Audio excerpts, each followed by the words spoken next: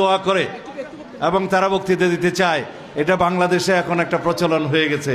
দেশনেত্রী বেগম খালেদা জিয়া, শহীদ রাষ্ট্রপতি জিয়াউর রহমান এমন দুইজন মানুষ ছিলেন জীবদ্দশায় সারা পৃথিবীর সর্বোচ্চ সম্মানে ভূষিত হয়েছেন এবং মৃত্যুর পরেও তিনি এমন জানাজা পেয়েছেন সারা পৃথিবীর মধ্যে অনন্য এবং সর্ববৃহৎ জানাজার পেয়েছেন উনি, ওনার নসিব হয়েছে। সেজন্য এদেশের সমস্ত মেয়েরা দেশনেত্রী বেগম খালেদা জিয়ার মতো হতে চায়। এটা আমাদের অহংকার। ইনশাআল্লাহ তুমি বক্তৃতা দিবে, দাও 1 মিনিট। হ্যাঁ তুমিও দাও।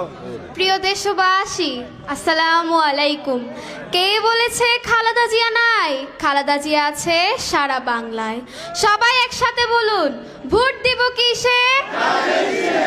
পরিবারের সকল ভোট, মালুমঘাটবাসীর সকল ভোট, সালাউদ্দিন আহমেদের সালাম নিন, ধানের শীষে ভোট দিন। তারেক রহমানের সালাম নিন, বাংলাদেশ জিন্দাবাদ, বাংলাদেশ চিরজীবী হোক। আসসালামু আলাইকুম।